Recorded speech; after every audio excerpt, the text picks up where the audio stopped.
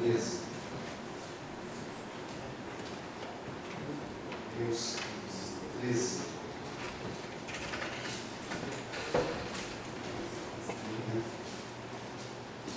Versículo 4. O tema que nos foi proposto é o homem e a sua sexualidade. Hebreus 13, versículo 4. Enquanto todos encontram uma referência, eu desejo agradecer ao pastor Raul, sobre a oportunidade que estamos ministrando, pelo esse tempo, que Deus também nos abençoe, em nome de Jesus. O pastor Gilson, nós estamos juntos, junto com todos os nossos irmãos, para podermos a palavra do Senhor. Tem sido uma tarde muito abençoadora, tempo muito proveitoso, estamos sendo enriquecidos pela palavra de Deus e eu estou com saudade da minha família, saudade da esposa e dos filhos, porque Deus está falando de uma forma muito especial para a gente. Aleluia. Eu tenho certeza que esse mesmo sentimento está sendo gerado por Deus no seu coração. Deus abençoe o pastor Maria pela oportunidade, pelo convite. Em nome de Jesus. Mesmo sentadinho, como estamos, Hebreus 13, verso 4. Venerável seja entre todos o matrimônio leito sem mácula, porém os que se dão a prostituição e aos adúlteros, Deus os julgará. Irmãos, eu tomarei por base este texto para estarmos abordando a questão do homem e a sua sexualidade. Foi um estudo muito proveitoso para a minha vida e é algo que eu continuo estudando para lançar raízes mais profundas dentro deste assunto, porque ele é de grande relevância para a igreja e para a sociedade e especialmente para a família. Sem sombra de dúvidas, nós vivemos em uma sociedade que está dominada pelo erotismo. O erotismo ímpio e maligno, que não tem culpado nem mesmo as nossas crianças. Como nós já ouvimos hoje, o mundo jaz no maligno e há uma indústria milionária que está fomentando esse arsenal de material que está vindo contra a família e que está vindo contra as nossas crianças. Nossas famílias, e principalmente as crianças, estão sendo expostas à exploração do sexo de modo intenso e irresponsável. Segundo pesquisas sobre o assunto da sexualidade, grande parte dos acessos à internet refere-se a pessoas que estejam interessadas no sexo. E não há um filtro na internet. Segundo Mater Johnson, pelo menos 50% dos casamentos são prejudicados por desajustes na vida sexual. 50% dos casais enfrentam dificuldades na área sexual. Então é uma porcentagem muito grande. Algumas vezes os problemas sexuais eles surgem primeiro e produzem as discórdias conjugais. Resulta bem, mas nós vamos ver algumas, vamos avançar um pouco no estudo. Não está bem a relação conjugal, então surgem-se conflitos na vida do cônjuge. Hoje nós estaremos aprendendo juntos, através da Bíblia Sagrada, o que Deus diz acerca do sexo e como desfrutá-lo plenamente da forma que Deus planejou para o marido e a esposa. A palavra sexo, ela vem do latim sexus, do verbo secare, significa cortar, seccionar, separar, distinguir. E uma definição geral de sexo é tudo aquilo que diferencia o homem da mulher. Essa diferenciação ela está em 4 sentidos: morfológico, fisiológico, biológico e psicológico. E eu passo a fazer algumas perguntas, como o pastor Haroldo fez a nós, o pastor Sérgio Cunha, a respeito deste assunto do sexo e da sexualidade. Você foi orientado a respeito do sexo pelos seus pais? De que forma você obteve a orientação sexual? De que forma você trata o assunto do sexo com seus filhos? Porque nós estamos vivendo um tempo difícil. Que esse erotismo ímpio e maligno não poupa nem mesmo as nossas crianças. Você tem que falar a respeito deste assunto com os seus filhos? O sexo é um presente de Deus para você?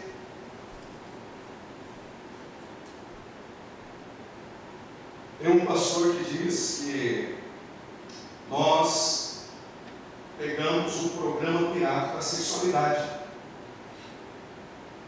Aprendemos de maneira errada. E precisamos nos voltar para a palavra de Deus e ver o que Deus diz na sua palavra a respeito da sexualidade, a respeito do sexo. Como nós vemos este assunto? Como você vive essa questão do sexo? Como você encara essa situação? É difícil para você falar do assunto? É difícil para você falar de sexo com pessoas, com a sua família, com os jovens? E por que isso é difícil? Por que nós temos dificuldade de falar a respeito do sexo? Porque provavelmente nós tivemos uma formação errada. E essa iniciativa, esse trabalho é tremendo. Porque abençoa demais nosso coração. E nós vamos ver que o sexo é uma bênção. Porque foi Deus que fez o sexo. Deus, Ele é o autor. O sexo foi feito por Deus. E precisamos ter essa visão bíblica como homens de Deus, homens de coragem, e sermos trabalhados pelo Espírito Santo e pela palavra para poder ajudar pessoas que chegarão na igreja, jovens e especialmente nossos filhos, especialmente a nossa família. A Bíblia aborda o assunto desde os seus primeiros capítulos. O Criador fez o homem incluindo o sexo.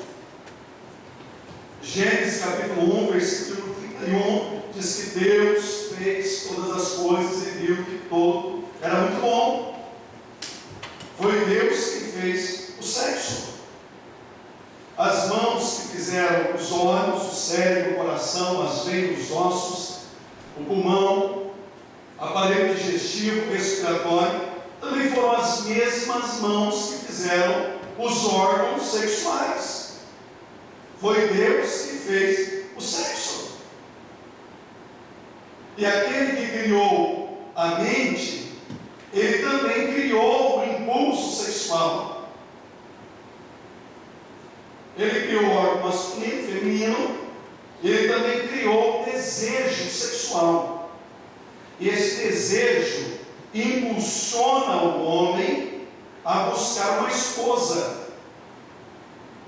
para que o ato sexual seja exclusivo e desfrutado na sua plenitude dentro do ambiente do matrimônio.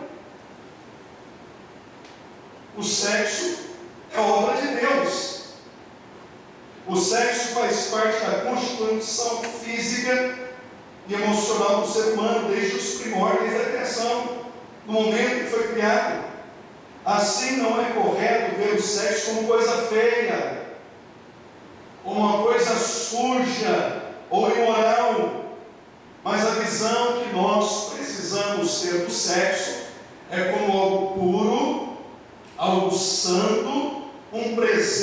Deus ao homem e à mulher. É essa visão que nós precisamos ter do sexo e da sexualidade. É uma bênção. E ele deve ser desfrutado por um homem e uma mulher exclusivamente no contexto do matrimônio. Mas o sexo é uma bênção. É um presente que Deus nos deu. Deus deu ao homem. Antes da queda, o homem conhecido disputava o ato conjugal. E nós precisamos ser lembrados que a queda acontece no capítulo 3 e a formação do homem, capítulo 1 e capítulo 2. E Deus disse que eles deveriam multiplicar, encher a terra e frutificar.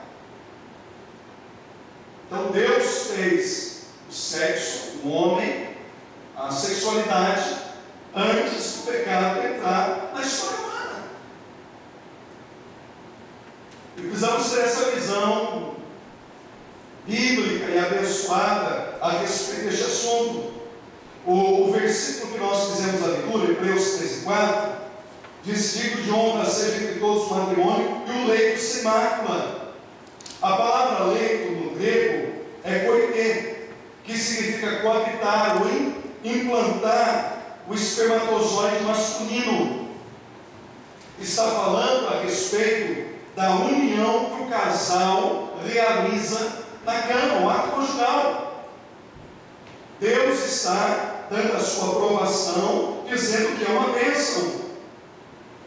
E um ato conjugal desfrutado pelo casal casado legalmente, segundo o texto que nós estamos vendo, é uma experiência sagrada. Gênesis capítulo 1, Deus diz a respeito da formação do homem. João capítulo 2, Jesus quer isso milagre no contexto do matrimônio. E Hebreus capítulo 3, o autor inspirado pelo Espírito Santo fala a respeito da dignidade do matrimônio, o ato sexual. Então toda a Trindade ela está envolvida na questão sexual, para que seja uma experiência sagrada. A Bíblia ela sempre fala dessa relação de forma aprovativamente. Sempre que a Bíblia trata deste assunto, é claro, nós vamos ver que existem relações extraconjugal e antes do matrimônio, que são reprovadas por Deus, mas quando a Bíblia fala a respeito dessa relação no matrimônio, é sempre de forma aprovada, conquanto que seja limitada aos casais casados. O Salmo de 28, versículo 3: a mulher no interior da tua casa, monogamia, um homem e uma mulher. 1 Coríntios capítulo 7, nós vamos ver ali Paulo descrevendo a relação de um homem e uma mulher. O texto que o pastor Sérgio Cunha fez a abordagem, o pastor Haroldo fez a abordagem em Efésios capítulo 5, fala a respeito do marido e a esposa, um homem e uma mulher, uma relação monogâmica. O livro de Cantares de Salomão, nós vamos ver uma relação monogâmica, o esposo e a sua esposa, um homem e uma mulher desfrutando no casamento a plenitude da bênção de Deus no ato sexual. Então veja, Deus faz Adão, Deus forma Eva e dá a eles a ordem para desfrutar do ato sexual e povoar e encher a terra. Então o sexo é uma bênção quando ele é desfrutado exclusivamente no contexto do matrimônio. E Deus aprova, e Deus abençoa. Eu conheci um pastor, quando fizemos seminário juntos, ele de uma denominação muito rígida em relação a usos e costumes. Doutrina é a palavra de Deus, ensinos que são inalteráveis, e devido a muita rigidez, ele teve o seu casamento acabado, porque na questão do ato sexual, ele não tirava roupa, ele não tinha momento de intimidade com a esposa não viu o seu corpo, e ela foi se desgastando com aquilo. E nós ficamos juntos no mesmo quarto, e casadinho de novo, e ele dando conselhos a respeito do cuidado que deve tomar, porque ele entrou por um caminho do extremismo. O seu casamento acabou, infelizmente o casamento havia acabado por causa do extremismo, porque viam o sexo como uma coisa pejorativa, uma coisa ruim, uma coisa suja, uma coisa não digna. Mas a Bíblia não fala a respeito do sexo dessa forma. Dentro do contexto do matrimônio, o sexo é uma bênção, foi Deus que fez. E diz lá em Gênesis 1:31, depois que Deus forma o homem, e viu Deus que tudo quanto tinha feito era muito bom que Deus fez, e isso foi ideia do Senhor.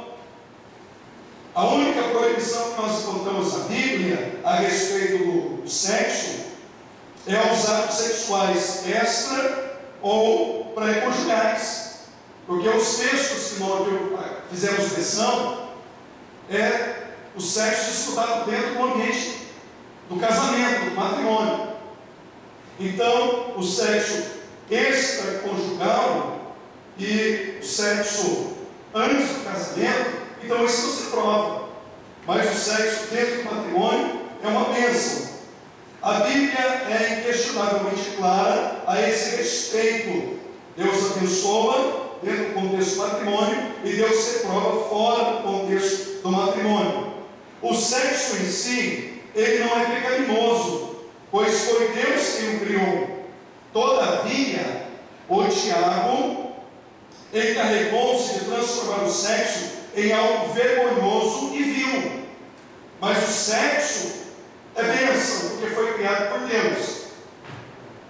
E eu peço que você não durma nessa aula também, né?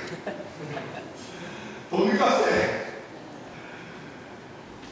Porque nós podemos, através da palavra, ajudar muitas pessoas. É o diabo que tem transformado algo bom que Deus fez em algo vil e algo vergonhoso. Mas a visão que nós precisamos ter é que é uma bênção. É uma bênção. E Deus, quando Ele fez o sexo, Ele tinha os seus planos, Ele tinha os seus ideais. E o sexo não tem como finalidade única a reprodução. Não é só para reproduzir. Existem pessoas que pregam isso, que o sexo tem como finalidade única a reprodução. Mas a Bíblia, ela não ensina isso. O ensinamento bíblico, ele é diferente. A primeira razão que eu vos apresento a respeito da bênção do sexo é do companheirismo. Gênesis 2:18, Deus viu que o homem estava só, disse: não é bom que o homem esteja só. Far-lhe-ei uma auxiliadora, uma ajutora, uma companheira, aquela que vai auxiliar na sua missão. Então a primeira bênção do sexo é o companheirismo, porque o sexo ele é desfrutado dentro do ambiente do matrimônio. Deus cria o sexo, Deus cria o desejo sexual, esse desejo impulsiona o homem a buscar a sua esposa, que se casa e desfrutam a bênção de Deus do sexo dentro do matrimônio. Então nós temos a bênção do companheirismo. Os dois tornam-se apenas uma carne, nessa relação tão íntima e profunda. A segunda bênção do sexo é o ajustamento entre o casal. E temos o texto de 1 Coríntios capítulo 7, versículo 1 ao versículo de número 5, onde Paulo ele aborda a questão. O sexo como uma bênção para o ajustamento do casal. Mas por causa da prostituição, tenha cada homem a sua própria mulher e cada mulher o seu próprio marido. Então vejam, o sexo é uma bênção para o ajustamento do casal. E através do sexo, o ato conjugal, pode e deve ocorrer a prevenção. Nós encontramos o versículo de número 2. O marido paga a mulher o que lhe é devido, e do mesmo modo a mulher ao marido. Paulo estava preocupado, no verso 1, a respeito da prostituição. E ele traz o ensinamento que através do ato sexual ocorre a prevenção. A prevenção contra a prostituição. Tanto o marido como a mulher possuem carências de ordem sexual que devem ser satisfeitas dentro do matrimônio. Existem as necessidades, e essas necessidades elas devem ser supridas dentro do contexto do matrimônio. E a preocupação de Paulo é a questão lá do verso 2: mas por causa da prostituição, Deus cria o homem, Deus cria a mulher, Deus cria o desejo sexual, e esse desejo é para ser satisfeito dentro do contexto do matrimônio. Então o homem busca a mulher para que possa desfrutar da plenitude da bênção do sexo dentro do casamento. É ali, é dentro do casamento que ocorre a satisfação plena. E Paulo não queria que fosse em busca de relações fora do casamento, porque ele denomina prostituição. O casamento monogâmico é o remédio adequado para que se evite a prostituição e o adultério. Porque no versículo 9 Paulo diz: mas se não podem conter-se, casem-se, porque é melhor casar do que abrasar. Então o casamento monogâmico é o remédio para se evitar a prostituição e o adultério. E o ensino de Paulo reforça a visão de Cristo sobre a monogamia. Um homem para uma mulher e uma mulher para o homem, e que se satisfaçam plenamente dentro do matrimônio. E homens de coragem, homens de verdade, são homens de uma só mulher.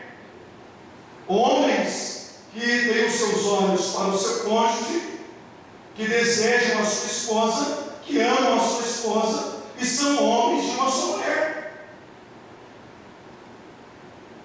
Isso é um homem de coragem, é um homem de verdade. Porque o que nós ouvimos fora do contexto bíblico não é isso. O homem, para ser homem, ele tem que pegar outras vias. Mas a Bíblia nos diz que o homem, para ser homem, ele tem que ser homem de uma mulher. E o que Deus uniu, não separe o homem. Uma vez casados, casados para sempre. Ainda que a velha aliança, Deus tenha tolerado a poligamia, na nova aliança, tal prática não tem aprovação. No Antigo Testamento, Deus tolerou, mas no Novo Testamento nós não encontramos aprovação para a poligamia, um homem ter muitas mulheres.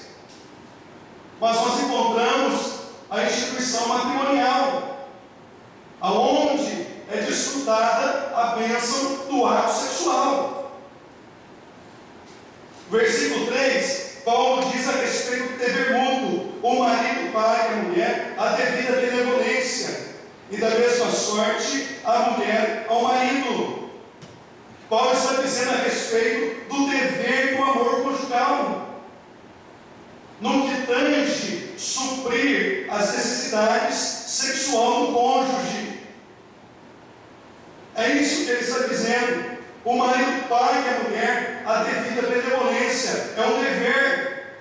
A união sexual é tão importante que é vista como um dever por parte de um e um direito por parte do outro. Não é uma opção que se faz, é um dever que o cônjuge tem para com o seu cônjuge.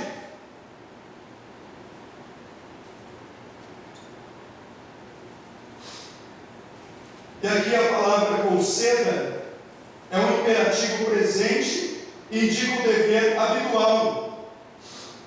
Eu achei interessante este versículo, Porque Paulo está no capítulo 6, ele trabalha a respeito do sexo fora do casamento. E ele mostra ser fornicação. E agora Paulo ele passa a falar do sexo dentro do casamento. O sexo fora do casamento é fornicação. E o sexo dentro do casamento é uma bênção de Deus. Só que deixar de praticar o ato sexual também é pecado.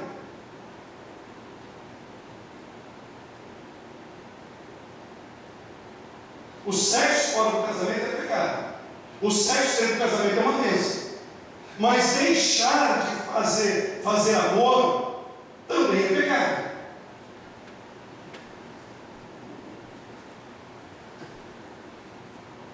Porque é um dever, não é um favor que se faz com o outro.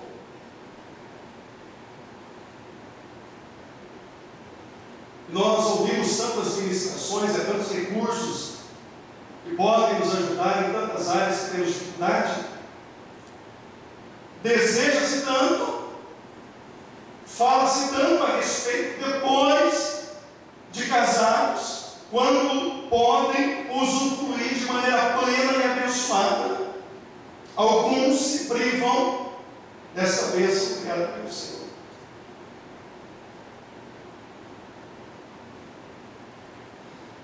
Marido e mulher, ambos têm direitos assegurados por Deus de desfrutarem a plenitude da satisfação sexual no contexto do sacrossanto matrimônio.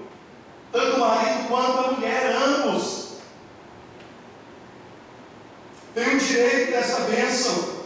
E ambos são proibidos de se recusarem a satisfazer as necessidades sexuais do cônjuge. É isso que Paulo está dizendo. O marido paga a mulher a devida benevolência. Um não pode negar-se ao outro. Porque existem as carências do homem, existem as carências da mulher. E essas carências devem ser supridas dentro do ambiente do matrimônio, que é uma bênção de Deus.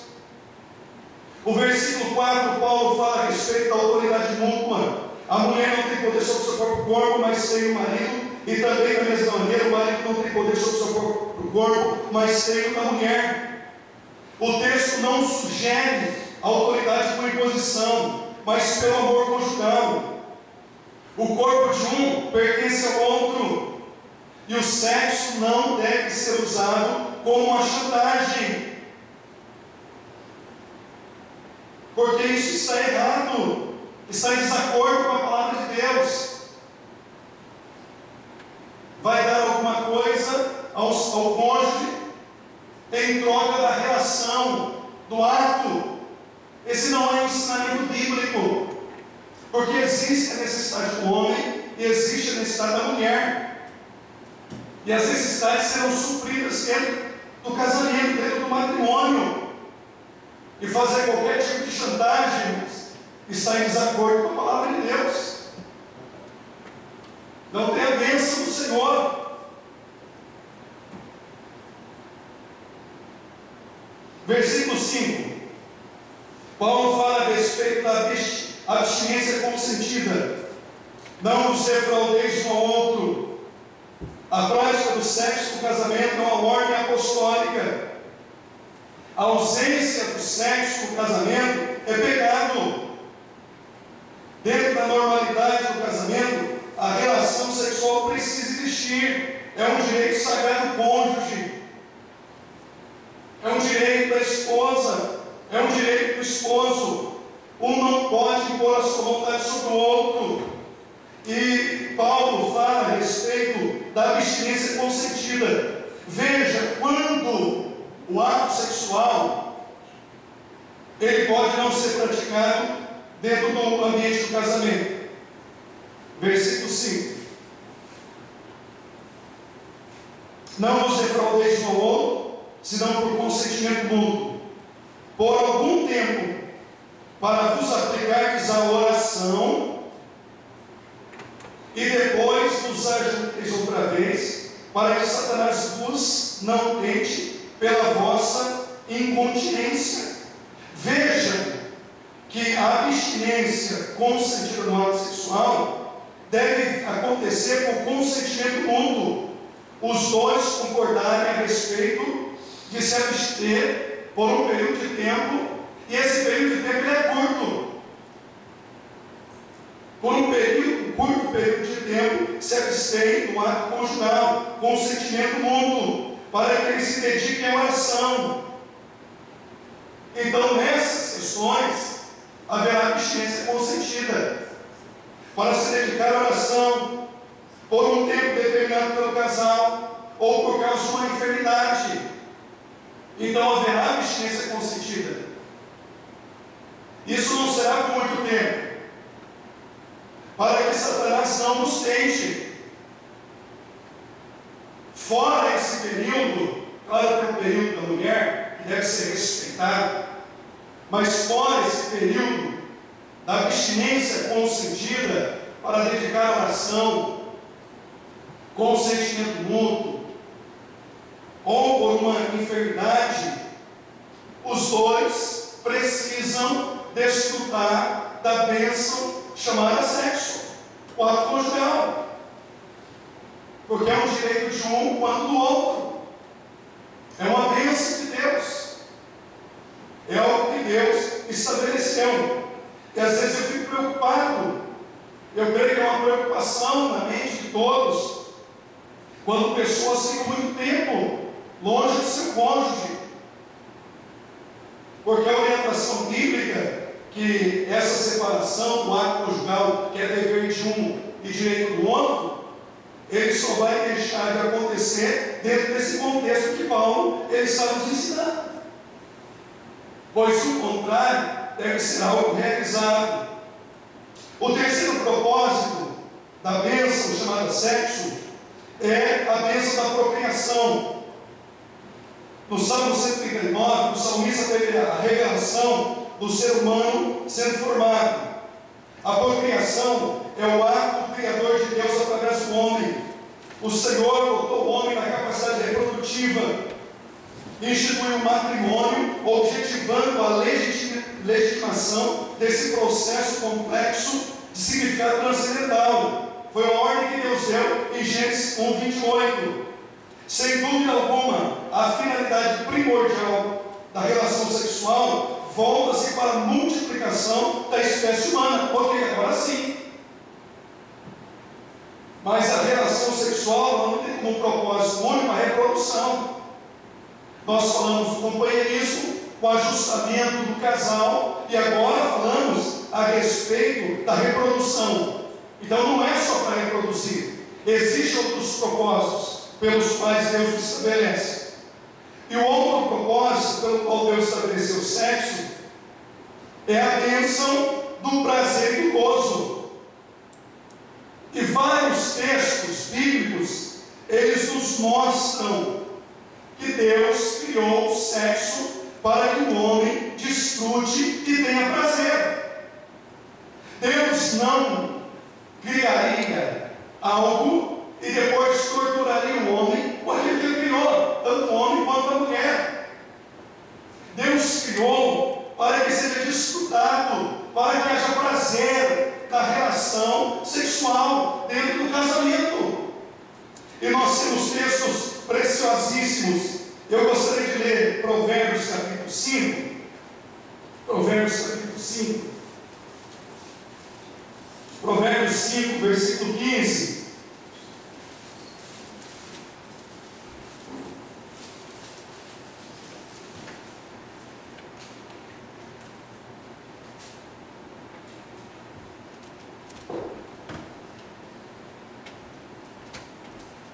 Beba água da tua cisterna e das correntes do teu poço. Derramar-se-iam para fora as tuas fontes, e pelos teus ribeiros de águas. Sejam para ti só, e não para os estranhos contigo. Seja bendito o teu manancial, e alegra-te com a mulher da tua mocidade. Como serva amorosa, e e gazela graciosa, sacie os seus seios em todo o tempo, e pelo seu amor se atraindo perpetuamente. E por que, filho meu, andarias atraído pela estranha e abraçarias o seio da estrangeira?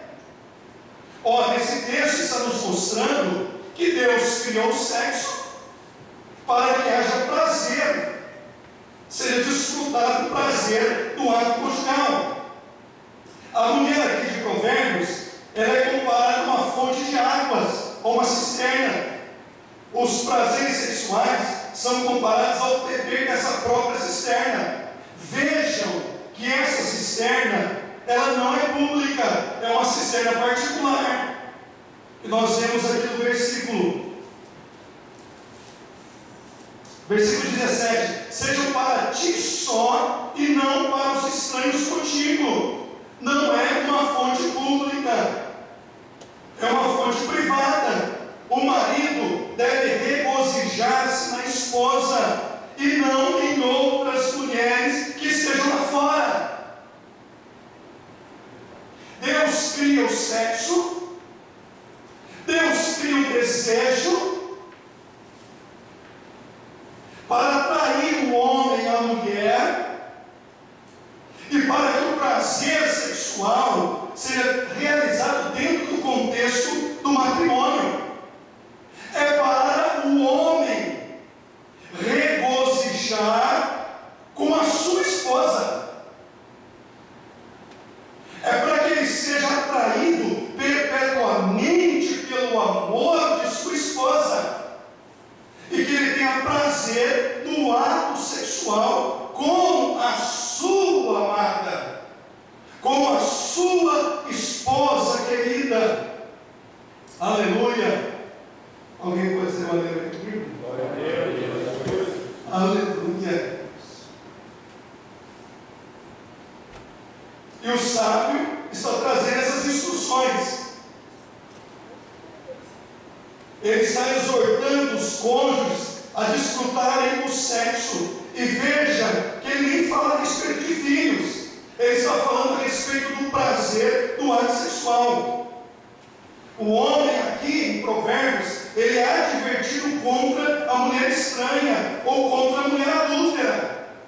Provérbios 5, Provérbios 7, Provérbios 9, há uma admoestação a respeito da mulher estranha, a respeito da mulher adúltera. Dessa ele tem que fugir, dessa ele não pode nem passar perto, porque um moço insensato passou perto da sua casa e ela o convida e ele entra, e foi como um boi levado ao matadouro. Ela prepara todo o ambiente, expulsa fora de casa, ela da janela chama o moço, ele entra e ali são os mortos. Então dessa mulher ele tem que fugir, mas da mulher, da sua esposa, não. Há um incentivo para que eles desfrutem a bênção de Deus, a bênção do ato sexual, valorizando a união conjugal de maneira honesta, santa, exaltando a monogamia, a fidelidade, um homem para uma mulher e uma mulher para o homem, até que a morte os separe. Aleluia! Homens de uma só mulher, aleluia! Homens que continuam sendo atraídos perpetuamente por sua esposa, que continuam embriagados pelo amor de sua esposa. Aleluia! E cantar de Salomão é tremendo, porque ele vai falar da preparação para o ato sexual, ele fala do ato sexual sendo realizado como uma experiência transcendental, maravilhosa e abençoada, e ele fala do pós-lúdio. Houve a preparação para o ato, realiza-se o ato, e no capítulo 8 nós vamos encontrar ele dizendo: as muitas águas não podem apagar esse amor, que é forte como a morte, e todas as riquezas seriam desprezadas, porque esse amor me é muito caro, é muito precioso. Ou seja, houve a preparação para o ato, o o ato sexual, o amor, foi realizado e teve o pós-lúdio. Depois do ato sendo realizado, a união, ela se torna mais forte, há mais harmonia, há mais intimidade, porque foi desfrutado dentro do ambiente do casamento, do matrimônio. Um homem para uma mulher, a fidelidade. E ele está incentivando ao prazer. O homem ter prazer com a sua amada no ato sexual. No Antigo Testamento, a lua de mel era dada no ano. Deuteronômio 24, verso 5, um ano. Devido ao contexto de guerras, então deveria ficar e ali dar toda assistência e desfrutar do prazer do ato conjugal e gerar descendência, óbvio, mas era um ano que ele não ia ter para poder desfrutar dessa bênção que foi criada por um Deus maravilhoso. Aleluia. Glória a Deus, aleluia. O sábio estava falando a respeito da satisfação do sexo.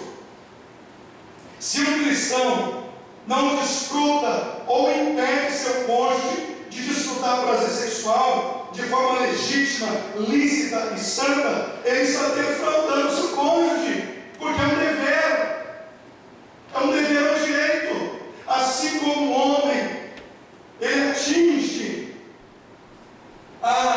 o momento máximo, a sua esposa também tem o direito de atingir o orgasmo. Ela tem o direito.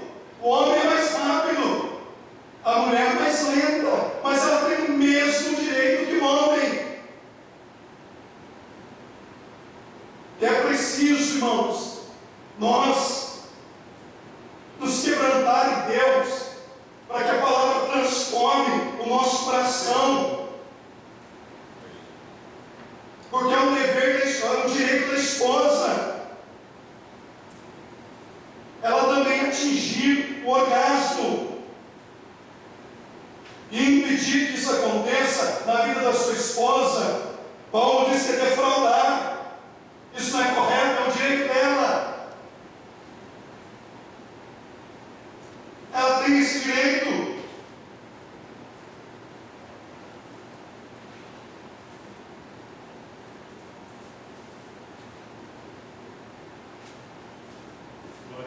Se alguém procede dessa forma, incorre num comportamento que é próprio de pessoas que adotam uma visão radical de certas religiões do Oriente, impedir a sua esposa de desfrutar a bênção plena do ato conjugal. Não é só para reprodução. Ela precisa se sentir amada.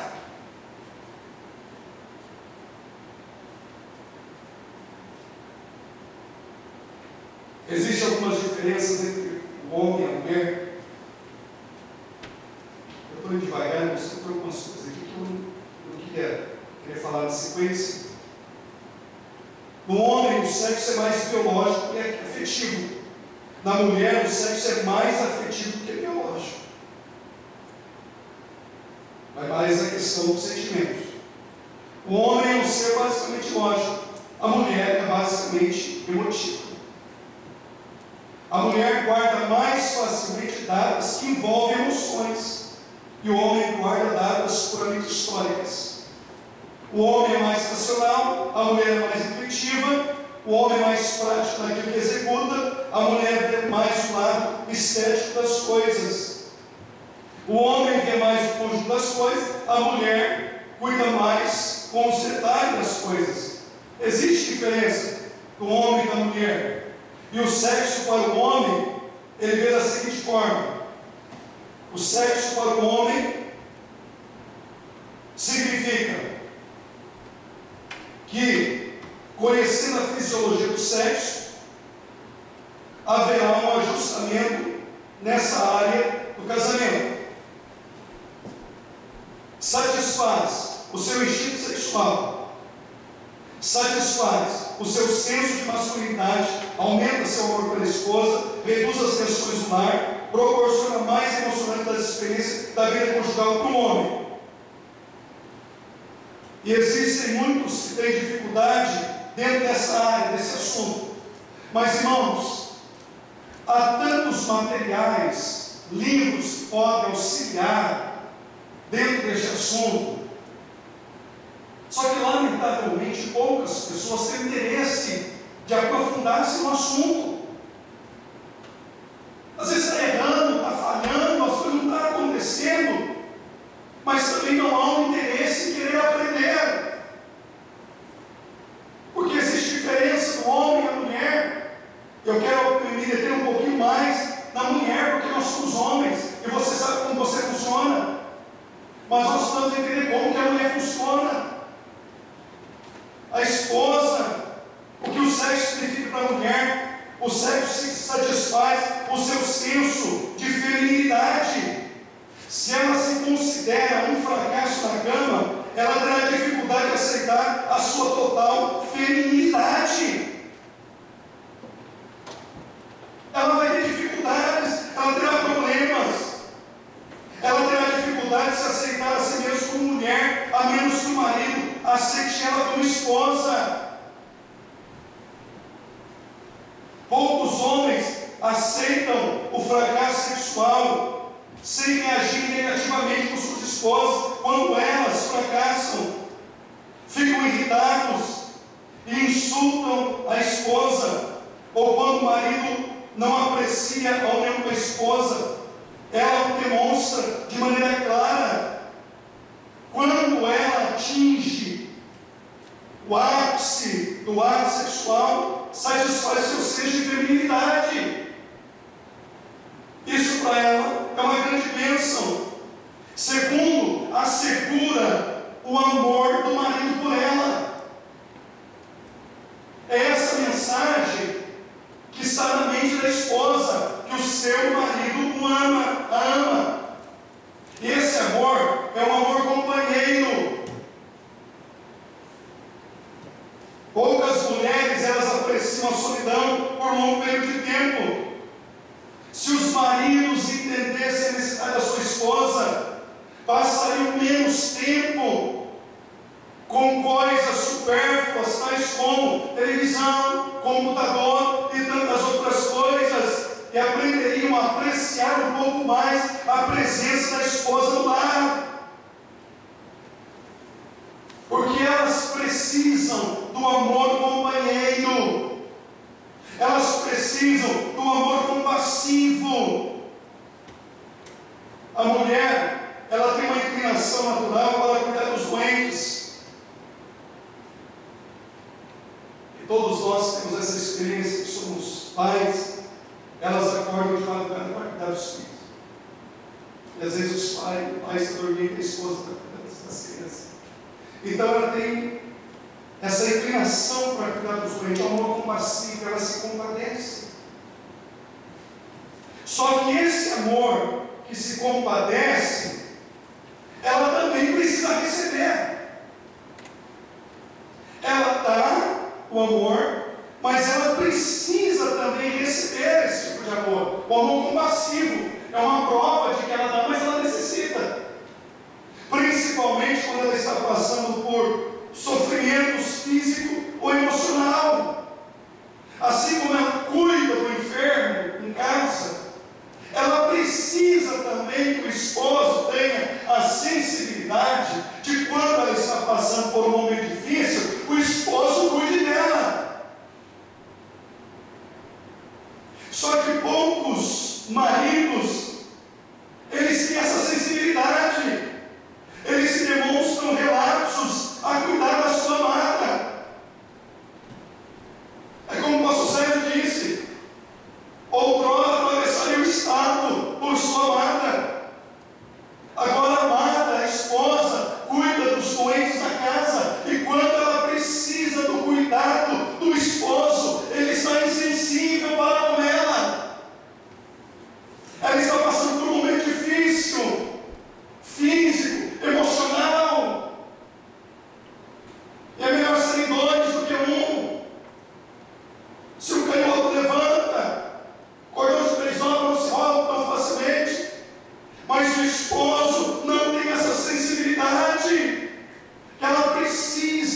além da reciprocidade, ela dá, mas ela precisa receber também.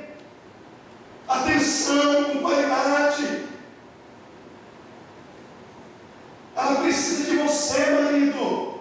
Nos momentos difíceis da vida dela, você é a pessoa que mais influenciará a vida da sua esposa. A sua esposa é o reflexo daquilo que você é, daquilo que nós somos, porque eu estou incluso nisso. Você precisa ser o conselheiro da sua esposa, o orientador. É impressionante nesse tópico que ouve-se tantas pessoas, mas quando chega o próximo, mais próximo de nós, para ter a sensibilidade, que é um momento difícil, o marido ouve distante,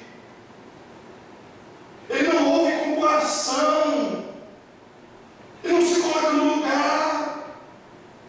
Ela cuida dos doentes, ela cuida de você, ela cuida de minha esposa. Está doente, irmão, leva até chazinho na cama, coisa tremenda. Faz aquela comida, não faz sopa, mas quando a esposa precisa do maridão, o maridão está desligado da vida.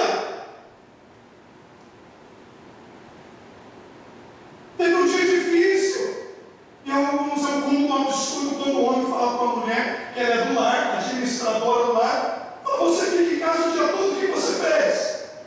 Fica um dia cuidando de filhos, fica um dia, maridão, fica o dia inteiro com as crianças. Quando chega a noite, você vai estar quebrado, moído, arrebentado. Aí o maridão chega à noite, você não fez nada. Ele nem pergunta como que ela está. Ele não pergunta como foi seu dia. Quais são os seus problemas, quais são as suas dificuldades, o que aconteceu. Ele não chega, irmãos. Então ele precisa, irmãos, esse amor compassivo. Tua esposa precisa de cuidado, irmão. Você tem que cuidar dela. Você tem sensibilidade quando ela está sofrendo. É um amor compassivo, um amor romântico. As mulheres são românticas. Via de regra são românticas. Por isso elas precisam de gestos românticos. O pastor Sérgio falou, pastor Haroldo, flores, presentes inesperados. Você é criativo. Use a criatividade para surpreender a sua esposa e volte e continue a ser romântico em nome do Senhor Jesus. A mulher é romântica, irmãos, mas eu não sou. Mas o homem é diferente da mulher. Não é porque ela não é que você não vai dar. Aí que estão os conflitos. O homem é diferente da mulher, e conhecendo as diferenças de um e outro, você vai se adequar para suprir as necessidades da sua esposa, porque ela precisa. Eu não tive, mas não é porque você não teve que você não está recebendo diretamente de Deus. Como o pastor Sérgio falou, o pastor Haroldo, não recebi, não tive. Mas não é pelo fato de eu não ter recebido que isso muda a constituição dela. Ela é romântica por natureza. Ela precisa ser surpreendida. Oh, aleluia. Surpreenda sua esposa. Infelizmente, muitos maridos deixam de compreender isso, principalmente porque a necessidade dele de romantismo ou inexiste nenhuma. Mas guarde isso no teu coração: você é casado com alguém que possui extraordinária necessidade de amor romântico. A mulher nunca perde a capacidade do romantismo.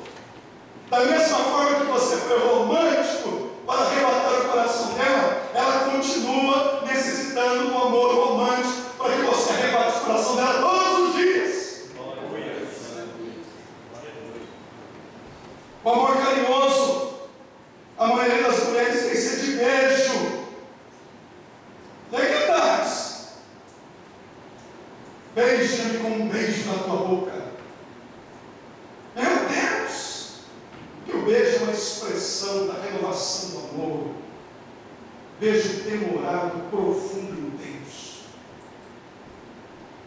Não precisa o nome, é pegar firme. Está lá, irmãos. Quando não podia, queria, né, pessoal? Quando não podia, era moço, estava orando. Meu Deus, ajuda a graça a Deus. E põe a boca no pó em Jesus. É um namoro santo, uma vida santa. Para a glória do teu nome, que o namoro é um questão do casamento. O namoro abençoado, noivado abençoado. É um casamento abençoado. Jesus, nós queremos roubar o seu namoro. E agora, irmão, que casou, está abençoado. Parou de beijar. Amor carinhoso, a mulher gosta de ver, irmão. Você não vai cantar, você não vai na minha cabeça, não. Chega lá, não está um beijo nela, aquele beijo tira o fôlego. Não, mas o tempo passou, mas ela continua sendo mulher e tem necessidade. Aleluia. Você vai olhar, você dá aquele beijo profundo, apaixonado, intenso, vai acender muita coisa.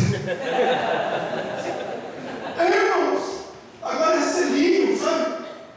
Um beijinho na testa, um beijinho, estou indo trabalhar, estou chegando. Não, não precisa mudar isso, porque as mulheres, a esposa, ela tem a necessidade, ela precisa do amor carinhoso, de beijo, de agradecimento, de apreciação. Obrigado pela refeição, obrigado porque você é linda, você é a mulher da minha vida, apreciação. Quantos homens que perderam essa qualidade de elogiar a esposa? Provérbios 31, o esposo elogia ela publicamente, os filhos elogiam ela.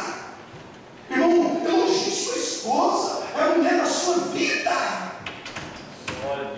O que Deus uniu não separe o homem, uma vez casado até que a morte o separe. Fidelidade, pureza no matrimônio. Então viva intensamente o teu matrimônio com a tua esposa. Ame ela intensamente, aprecie ela. O marido inteligente é aquele que frequentemente quebra a rotina da vida e expressa verbalmente a sua admiração pela sua esposa. Não precisa ser data especial. O aniversário, amizade, casamento, surpreenda, não faça alguma coisa diferente. Vai lá, compra uma flor, compra um buquê, compra uma rosa. Vai lá, não é o tanto valor, mas é o sentimento de ter lembrado na pessoa que você mais ama. Surpreenda ela. E aí depois, então, nós chegamos ao amor passional. O marido que oferece carinho à esposa pode levá-la a sentir esse amor passional. E qualquer um que fizer isso dirá que valeu a pena todo o tempo empregado. A mulher terá mais facilidade de expressar o amor passional depois que esses 4 tipos de amor estiverem satisfeitos. O que eu quero dizer? O maridão quer as coisas rápidas. Só que ele não preparou. Ele não construiu. Ele não preparou o momento. Mas ele quer chegar à consumação da obra. O amor passional, o ato conjugal, aquilo maravilhoso, criado por Deus. Mas ele passou pelo amor companheiro, o amor compassivo, o amor romântico, o amor carinhoso. Ele chega brigando em casa, falando alto, respondendo asperamente.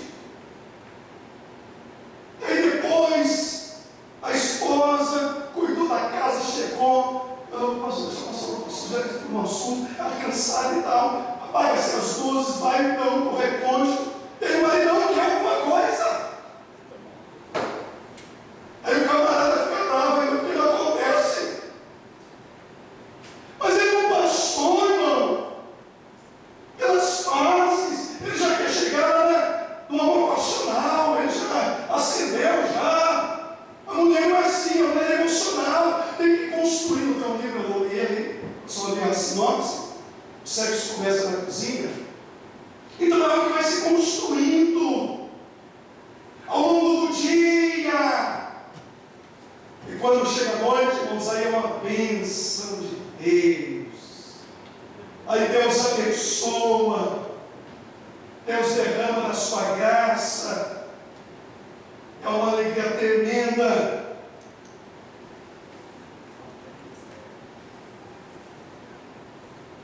Eu acho que meu olho está escutado.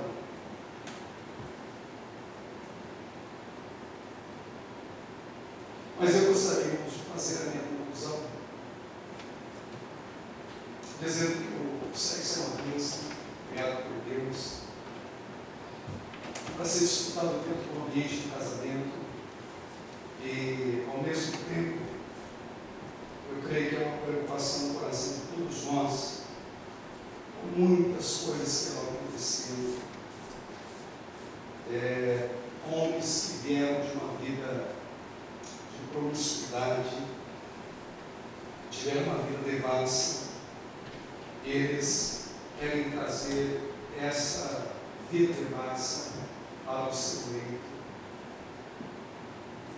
quer fazer práticas do mundo para dentro do seu casamento.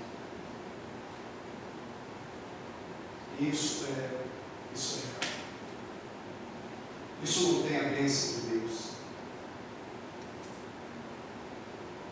E tem os dois que eu gostaria de falar, só para mim, nós estamos orando,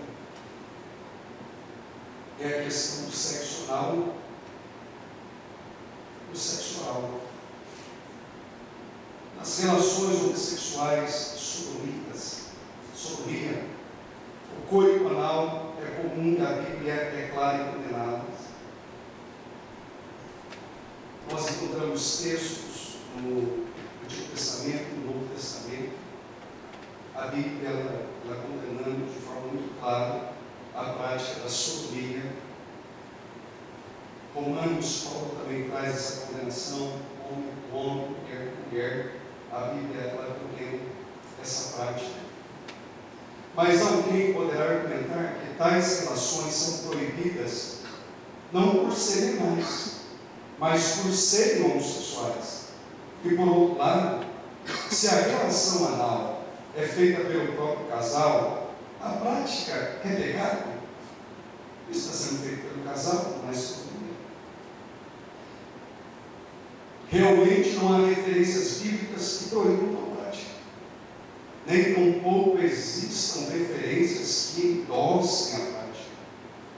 A única que nós poderíamos usar, Romanos 1, 6 e 7, se o mesmo assim a prática do coito anal dentro do casamento não for pecado, de qualquer modo é errado por dois motivos básicos.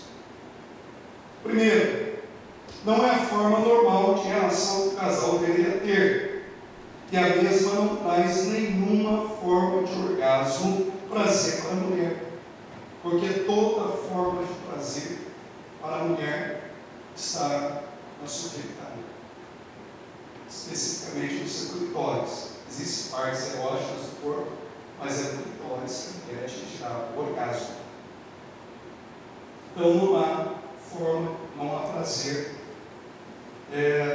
para a mulher no sexo anal. No intestino humano vivem as bactérias Escherichia coli, Entamoeba coli, as quais são responsáveis pela assimilação dos vegetais verdes porventura comemos. Tais bactérias não fazem mal algum ao organismo humano, porém, quando se mantém em relação anal, as mesmas podem entrar na uretra do homem, onde causa infecções gravíssimas. Podem chegar à bexiga ou aos rins, onde chegam a causar a morte. Além disso, após infectados pelas bactérias, o homem pode manter relações com sua própria esposa, causando nela infecções por bactérias que foram retiradas do seu próprio intestino. E o sexo oral, ele também segue a mesma linha. Eu estava vendo alguns profissionais da área da saúde, e o risco de câncer por essas duas práticas, eles são elevadíssimos. Através, eu sei que o que eu estou dizendo acaba contrariando muita coisa do que nós temos visto, ouvido, do aspecto do direito solar. Mas na área da saúde, a prática do sexo anal tem gerado câncer do reto. E a prática do sexo anal tem gerado câncer na garganta, na gengiva. E partindo deste princípio, a respeito da saúde, a saúde do cônjuge, eu fiquei pensando a respeito do altruísmo. Paulo diz que o amor não faz mal. Romanos capítulo de 13, obrigado, pastor Gilson, e o versículo 10, o amor não faz mal ao próximo. Se o coito anal e o sexo oral são responsáveis de acordo com profissionais da área da saúde, médicos, professores, responsáveis pelo câncer, então, irmãos, a Bíblia nos diz que o amor não faz mal ao próximo. E o marido que ama a esposa no ágape, o amor de Deus é um amor altruísta. Efésios capítulo 5 diz que Jesus se sacrifica pela igreja. Ele se doa pela igreja. Ele pensa na igreja primeiro. Da mesma forma, o marido pensa primeiramente na esposa e na sua felicidade. E se tal prática pode gerar o câncer do reto, ou câncer na laringe, na língua, na gengiva, e o câncer, como diz os especialistas, é uma caixinha de sorte, é uma doença terrível, e o marido ama a esposa com ágape, e o amor não faz mal ao próximo, o marido pensa na felicidade da esposa ao invés da sua felicidade. Primeiro ele a faz feliz e depois ela o faz feliz. E o texto que nós já lemos hoje em 1 Coríntios capítulo 15 e 13, versículo 5, o amor ágape, ele não se porta com indecência. Ele não busca os seus próprios interesses. Se tal prática põe em risco a saúde da esposa, tal prática deve ser abandonada, porque não tem a bênção de Deus. Eu sei que existe muita literatura no mercado, muita coisa, mas Deus tem trazido uma luz maior na questão da ciência. E se de fato o marido ama a esposa, ele fala de tudo para protegê-la, para preservar a sua saúde, para preservar a sua vida. Ela é o templo do Espírito Santo. Você é o templo do Espírito Santo. A questão sexual tem sido banalizada por causa da pornografia, irmãos. E muitos, por terem tido influências lá fora, eles querem trazer para o leito tais práticas que não têm a bênção de Deus, que não geram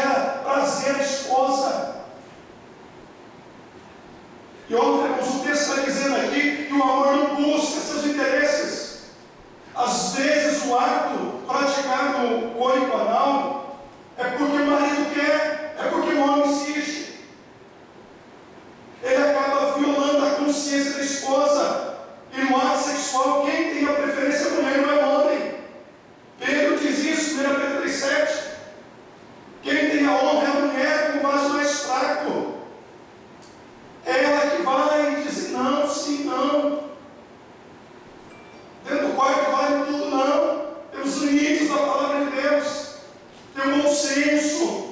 E se você ama a tua esposa de fato, irmãos, tais práticas põem em risco a saúde dela.